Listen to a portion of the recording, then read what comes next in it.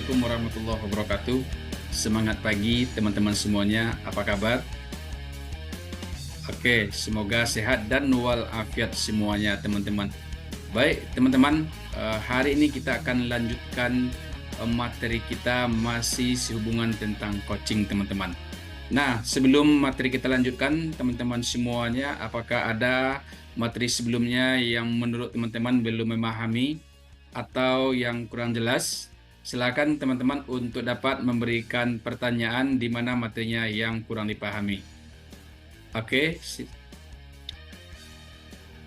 Nah, baik teman-teman, sepertinya teman-teman materi yang sudah disampaikan pada modul-modul sebelumnya berarti teman-teman sudah memahaminya. Baik teman-teman, hari ini kita akan melakukan pembelajaran lanjutan dari modul yang ke-6. Kita akan melanjutkan ke modul yang ke-7.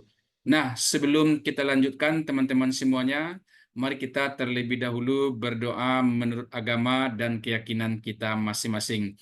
Berdoa dimulai.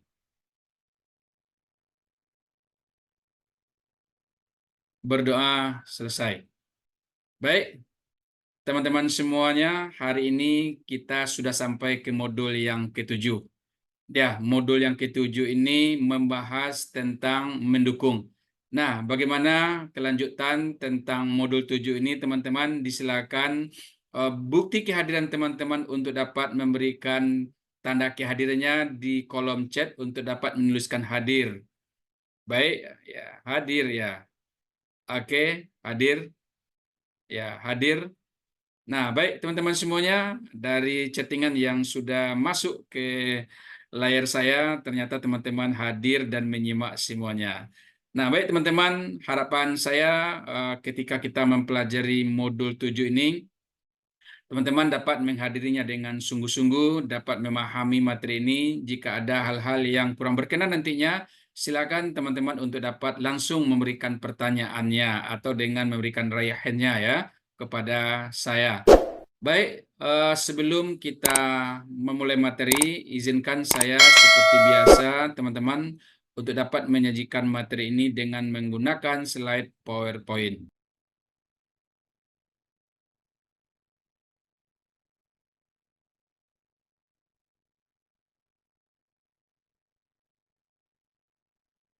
Oke, di layar teman-teman semuanya sudah kelihatan ya, materi kita hari ini tentang mendukung, ya modul yang ke-7. Nah, modul mendukung ini kita mulai pembahasannya tentang membuat kerangka pikir ya. Oke, teman-teman, di modul yang ke-7 ini kita akan membahas tentang mendukung. Nah, baik teman-teman semuanya, harapan saya nanti ketika materi ini saya sajikan, teman-teman ketika berhadapan dengan para siswanya, berhadapan dengan kliennya, teman-teman agar dapat mempraktekkan bagaimana sebenarnya mendukung ini.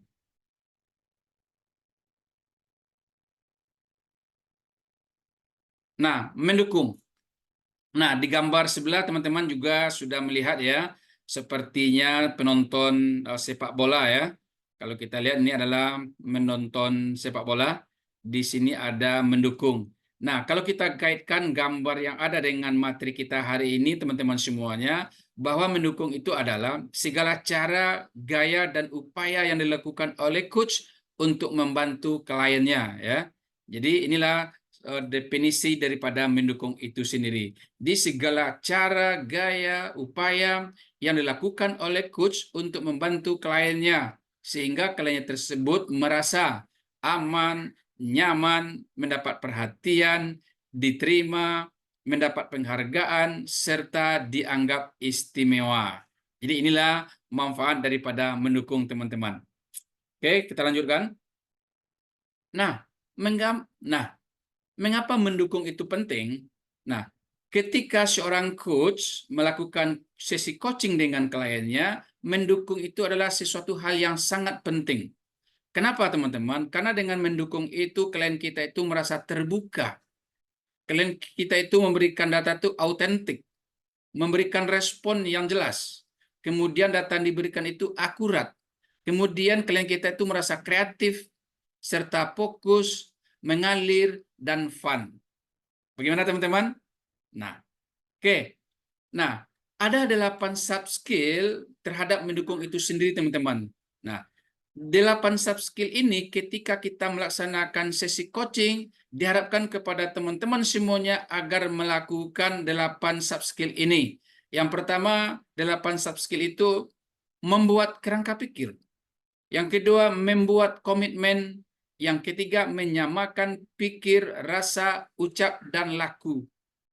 Berikutnya, mengenali pola. Terus, teman-teman, kita mengakui pikir, rasa, ucap, dan laku daripada klien kita itu sendiri. Melakukan validasi, kemudian merayakan keberhasilan, terakhir memfasilitasi atau menyimpulkan. Nah, bagaimana teman-teman? Sampai di sini ada yang kurang jelas? Baik, nah kita lanjutkan ya. Nah, kita mulai dari membangun kerangka pikir. Nah, apa yang dimaksud dengan membangun kerangka pikir? Membangun kerangka pikir adalah membentuk kerangka pikir klien di awal sesi coaching dengan tujuan. Nah, jadi teman-teman semuanya, sebelum kita melaksanakan sesi coaching, terlebih dahulu kita harus membangun kerangka pikir. Nah, tujuannya adalah agar klien kita itu siap mengikuti coaching. Yang kedua, agar klien kita memahami proses yang akan berjalan. Sedangkan yang ketiga, teman-teman semuanya, tidak terjadi salah paham antara coach dan kliennya. Yang terakhir, agar tidak terjadi hal-hal yang tidak diharapkan. Nah, bagaimana teman-teman semuanya? Sampai di sini bisa dipahami? Oke, masih dipahami. Kita lanjutkan teman-teman semuanya. Nah, jenis-jenis kerangka pikir ketika kita sedang melaksanakan coaching. Yang pertama, mendefinisikan. Yang kedua, waktunya seperti apa. Yang ketiga, bagaimana prosesnya. Sedangkan yang keempat, kita lakukan kesepakatan bagaimana aturan main yang kita pakai selama sesi coaching. Yang kelima, kita lakukan testing pertanyaan. Sedangkan yang keenam, kita lakukan testing kesiapan. Jadi antara testing pertanyaan dan testing kesiapan hampir-hampir sama, teman-teman, tapi ada bedanya. Baik, kita lanjutkan teman-teman semuanya. Berikutnya, membuat komitmen. Nah, komitmen dalam suatu sesi coaching yang dilakukan antara coach dengan klien itu adalah sesuatu hal yang sangat penting. Karena membuat komitmen adalah menyampaikan dan menunjukkan peran dan attitude daripada coach itu sendiri. Jadi teman-teman, saya ulang kembali, adalah membuat komitmen itu adalah menyampaikan dan menunjukkan peran dan attitude daripada coach, seperti memfasilitasi, mendengar aktif, memberikan dukungan, explore, peduli, hadir, dan penasaran, kemudian keberhasilan, keterbukaan, terakhir self-esteem. Nah, teman-teman, kita lanjutkan ya.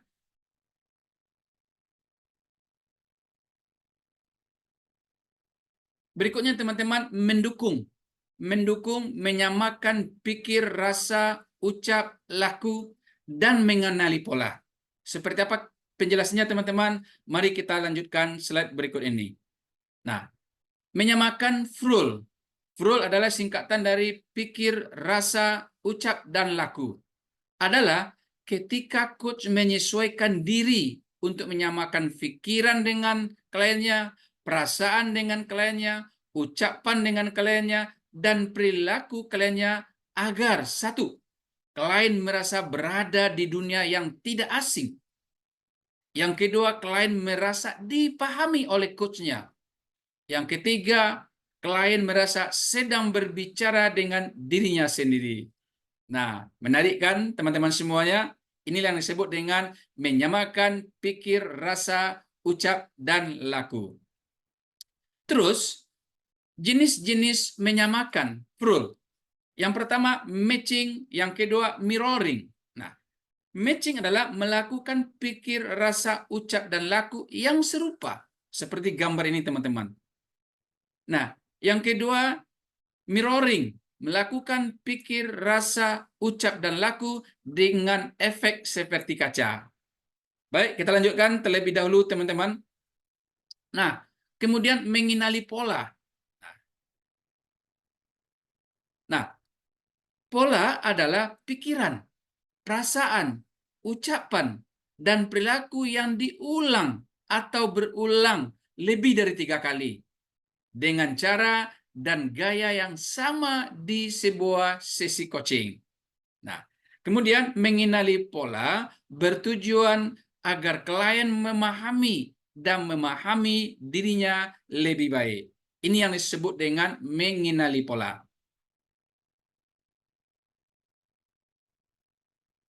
Kemudian teman-teman semuanya, kita lanjutkan dengan mendukung, dengan mengakui, validasi, merayakan, dan menyimpulkan. Ayo kita lihat kembali teman-teman, mengakui mengakui pikiran, perasaan, ucapan, dan perilaku daripada klien kita. Nah, seperti apa caranya teman-teman? Mari kita ikuti terlebih dahulu apa yang dimaksud dengan mengakui prul. Mengakui prul adalah mengakui pikiran, mengakui perasaan, mengakui ucapan, dan perilaku daripada klien dengan cara menyampaikan apa yang kut saksikan atau yang kut lihat dengan, saya ulangi, dengar dan dirasakan, diakhiri dengan pertanyaan klarifikasi. Umpamanya teman-teman, seorang klien mengucapkan dia lagi sehat atau dia ingin mengatakan saya ingin sehat. Untuk mengklarifikasinya Bapak dan Ibu semuanya, mungkin kita berikan pertanyaan klarifikasi. Apakah artinya Anda sekarang ini dalam keadaan sakit? Nah, seperti itu teman-teman, mengakui pikiran, perasaan, ucapan, dan perilaku klien ya ketika kita sedang melaksanakan sesi coaching. Berikutnya teman-teman, kita melakukan validasi. Ketika kita sedang melaksanakan coaching, mendukung dengan melakukan validasi adalah menanyakan hubungan antara pernyataan klien sebelumnya dengan pernyataan sesudahnya. Ketika dia pertama mengatakan ingin sehat, kemudian di akhir atau di tengah sedang berlangsungnya coaching, dia mengatakan kurang aman atau kurang sehat, makanya kita perlu memvalidasi teman-teman dengan menanyakan hubungan antara pernyataan klien sebelumnya dengan pernyataan klien sesudahnya. Atau menanyakan hubungan antara pernyataan klien dengan coaching goal. Nah, bagaimana teman-teman? Penasaran bukan? Nah, bagi teman-teman yang penasaran, silakan teman-teman nantinya untuk menchat saya agar dilakukan bagaimana sesi coaching dengan mendukung. Kemudian teman-teman, kita lanjutkan materi kita tentang merayakan keberhasilan. Nah, ketika kita berhasil, ini jarang kita lakukan merayakan teman-teman. Di saat kita sedang bugar, di saat kita sedang sehat, atau di saat kita sedang mendapatkan sesuatu yang menurut kita itu berhasil, jarang sekali hal ini yang kita lakukan teman-teman. Nah, dalam sesi coaching, antara coach dengan kliennya, merayakan keberhasilan itu adalah sesuatu yang sangat berarti, sesuatu yang sangat berharga. Artinya sangat penting antara coach dan kliennya. Ketika kliennya sudah berhasil menemukan tujuannya teman-teman, ini selayaknya kita rayakan. Nah, bagaimana merayakan keberhasilan?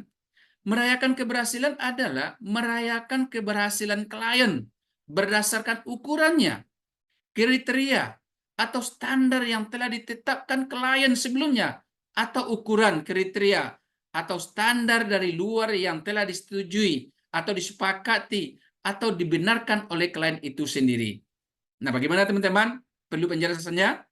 Nah, artinya teman-teman, ketika kita sudah membuat ukuran, ketika dia menyampaikan sesuatu kepada kita, umpamanya ukurannya besar, kecil, ketika dia sudah menemukan ukurannya itu, saya sudah mendapatkan hal yang besar, berarti dia sudah berhasil, teman-teman.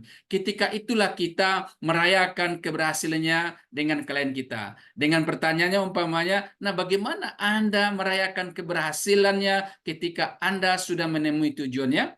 Nah, seperti itu teman-teman. Nah, Kemudian memfasilitasi, menyimpulkan adalah coach meminta klien menyimpulkan apa yang diperoleh selama sesi coaching. Dilanjutkan dengan melakukan tes, cek, clarify, explore untuk mendapatkan kesimpulan yang jelas dan lengkap. Jadi ketika sesi coaching berakhir, teman-teman, kita seorang coach selayaknya meminta kesimpulan kepada klien kita. Oke, bagaimana teman-teman? Menarik bukan? Nah, jadi teman-teman, setelah kita mengikuti materi tentang mendukung ini, mari kita sama-sama melakukan latihan. Bagaimana kita mendukung klien kita ketika kita sedang melaksanakan sesi coaching. Nah, semoga bermanfaat teman-teman semuanya. Semoga teman-teman dapat melakukannya, dapat mengactionkannya ketika melaksanakan coaching. Demikian materi yang dapat saya sampaikan pada modul 7 ini. Demikian, wabillahi taufiq wal hidayah. Assalamualaikum warahmatullahi wabarakatuh.